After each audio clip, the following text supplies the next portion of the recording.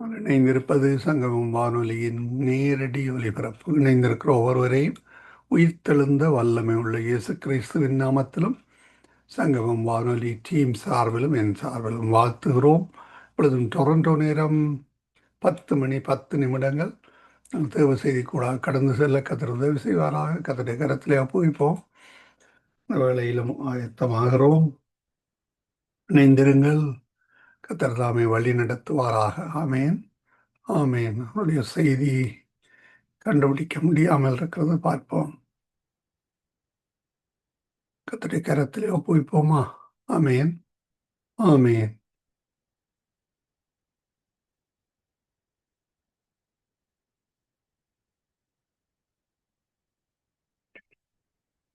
ஒரு பாடலோடு இணைகின்ற பொழுது இணைவோமா? ஆமேன். ஒரு வார்த்தை இருந்தது, அந்த வார்த்தை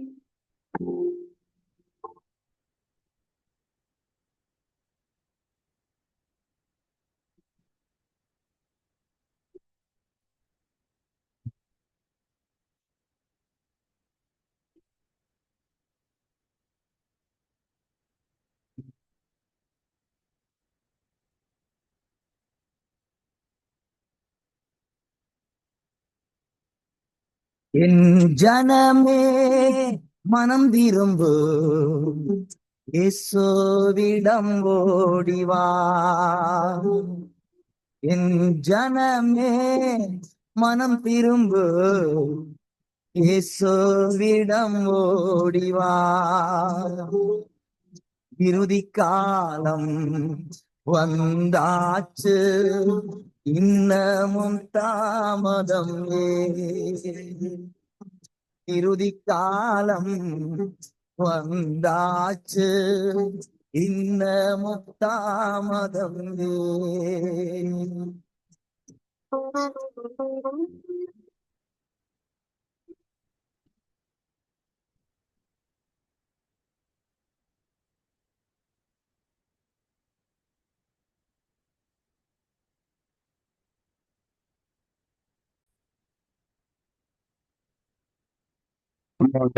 கர்த்தரின் விடுதலை விதத்தின் சார்பாக இந்த கால தியானத்திற்கு உங்களை அன்போடு வரவேற்கிறேன்.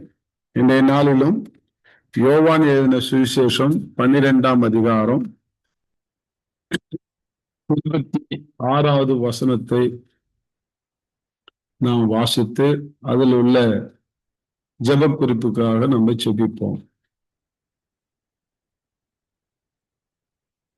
ஒருவன், யோவான் 12:26, ஒருவன் எனக்கு ஊழியம் செய்வானானால் என்னை பின்பற்ற கடவன். நான் எங்கே இருக்கிறேனோ அங்கே என் ஊழியக்காரன் இருப்பான். ஒருவன் எனக்கு ஊழியம் செய்தால் அவனை பிதாவானவர் கனம் பண்ணுவார். அன்பாலே, ஒருவன் எனக்கு ஊழியம் செய்தால் அவனை பிதாவானவர் கனம் பண்ணுவார். பிதாவாகிய தேவன் நம்மளை கனம் பண்ணும்படியாக நாம் செபிக்க வேண்டும்.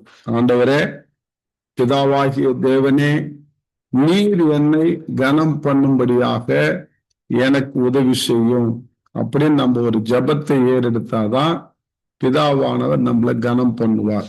அது என்ன கனம் அப்படின்னாக்கா, தன்னுடைய ஒரே பேரான குமாரன் எப்படி தனது வலது பரிசத்திலே வைத்து அங்கு அழகு பார்க்கிறாரோ, அதே போல அவருக்கு ஊழியம் செய்கிற ஒன்னையும் என்னையும் அவர் இருக்கிற இடத்திலே நம்மையும் வைத்து அழகு பார்ப்பார். அதுதான் பிதாவானவர் நம்மை கனம் பண்ணுகிற ஒரு காரியம். அப்ப அந்த அந்தஸ்து நம்ம பெறணும் அப்படின்னாக்கா அவருக்கு நாம ஊழியம் செய்யணும். அதுதான் நம்ம மெயினா நம்ம புரிந்து கொள்ள வேண்டிய காரியம். ஒருவனுக்கு ஊழியம் செய்வானானால் என்னை பின்பற்ற கடவன்னு சொன்னார். அப்ப அவருக்கு ஊழியம் செய்யறன்னு சொல்லிட்டு அவரை பின்பற்றி போகாம நம்ம மனம் போன போக்குல நம்ம எதிர் திசையில போனோம்னா பிதா நம்மளை கனப்படுத்த மாட்டார். நம்ம ஊழியம் செய்யணும், அவரே சமயத்துல அவரை பின்பற்றுகிறோமா என்று கண்ணும் கருத்துமா கவனிக்கணும். இன்னைக்கு அநேக கிறிஸ்தவர்கள்ட இருக்கிற ஒரு வீக்னஸ் அல்லது ஒரு குறை என்ன அப்படின்னாக்கா, சீஷர்லாய் மாறுறாங்க. ஆனா அவங்க மனம் போன போக்குல என்ன செய்யறாங்க, போறாங்க. அவர் பின்பற்றக்கூடிய அந்த திசையில போல இல்லையா? அதுதான் நம்ம கையை கொண்டு நம்மளை கண்ணை குத்துற பிசாசுடைய தந்திரம்ன்றது. அப்ப நம்ம வெற்றியை பார்க்கணும்னா, பிதா நம்மளை ஹானர் பண்ணணும், நம்மளை பிதாவானவர் கனம் பண்ணணும்னா, நாம அவருக்கு சீஷர் ஆவது மட்டுமல்ல, அவரை பின்பற்றுகிறவராய் இருக்கிறோமா, அதை நம்ம ரொம்ப கண்ணு கருத்துமா பார்க்கணும். இதை சொல்லும்போது எனக்கு அவருடைய சீஷர்கள் 12 சீஷர்கள் இருந்தாங்க. இவர்களை குறித்து விவேகானந்தர் ஒரு புத்தகத்துல எழுதியிருக்கிறார், ஞான தீபம் என்ற புத்தகத்துல. என்னன்னா, எனக்கு மட்டும் ஏசுநாதருக்கு கிடைச்ச 12 சீடர்கள் போல எனக்கு கிடைச்சாங்கன்னா, நான் இந்த உலகத்தையே நான் என்ன செய்வேன், கலக்கிடுவேன் அப்படின்னு சொல்றார், எழுதியிருக்கிறார். அதை நான் கண்ணால படிச்சிருக்கிறேன். அவருக்கு கிடைக்கல, அதனால்தான் அவருடைய தத்துவமும் அவருடைய கொள்கையும் இன்னைக்கு உலகம் முழுவதும் பரவல. இன்னைக்கு உலகம் முழுவதும் ஆண்டவருடைய கொள்கை பரவி இருக்கிறது என்றால் அவருடைய சீஷர்களாகிய அந்த 12 சீடர்கள் மட்டுமல்ல, பவுலை போல தன்னை சீஷனாக அர்ப்பணித்துக் கொண்டவர்கள் மூலமாகவும் பரவி இருக்கிறது. ஆனால் இந்த சீஷர்களை குறித்து நான் கொஞ்சம் தியானிக்கும் போது, அந்த சீசன்ல 2 பேரு, யாக்கோபு யோவான், 2 பேரும் அண்ணன் தம்பிங்க, ஒரு தாய் பிள்ளைங்க, ஒரு தாய் வயிற்று பிள்ளைங்க. அந்த தாய் என்ன செய்வா, ஆசைப்பட்டு ஆண்டவர்கிட்ட ஒரு வரம் கேட்பான்.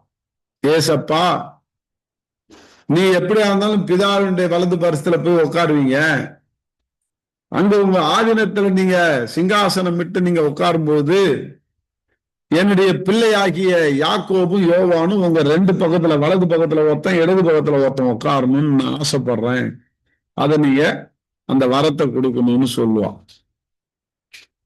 ஆனா ஏசாண்டவர் அதை ரிஜெக்ட் பண்ணிடுவார். நான் தரமாட்டேன், அது என் காரியம் கிடையாது, பிதா யாரை நியமித்திருக்கிறார்கள் அவர் தான் என் வலது பக்கத்துல உட்கார முடியும், இடது பக்கத்துல உட்கார முடியும், அது பிதாவினுடைய காரியம், என் காரியம் அல்லன்னு அதை ரிஜெக்ட் பண்ணிடுவார். ஆனாலும் இந்த மற்ற 10 பேர் என்ன செய்வாங்க, யாக்கோபு மேலும் யோவான் மேலும் எரிச்சல் ஆனார்கள் என்று பார்க்கிறோம். வேதத்தில் இருக்கு, எரிச்சல் ஆனார்கள். அந்த எரிச்சல் என்ன செஞ்சுது அவங்கள அப்படின்னாக்கா, பிதா அவர்களை கனப்படுத்தாதபடிக்கு அவர்களை என்ன செஞ்சுது, நடுவுல தான் உட்கார வச்சார். பாருங்க, அந்த எரிச்சல் இன்னைக்கு அவர்களை ஆட்டோமேட்டிக்கா அவர்களுடைய அந்தஸ்தை இழக்க வைத்தது. இன்னைக்கு யாக்கோபு முதல் இரத்த சாட்சியாய் மரித்தான், அவன் போய் வலது பக்கத்துல உட்கார்ந்தான். கடைசியா யோவான் மரிச்சான், அவன் இடது பக்கத்துல போய் உட்காந்துட்டான். அதுக்கு இடையில மரிச்சவங்க தான் இவங்கெல்லாம்.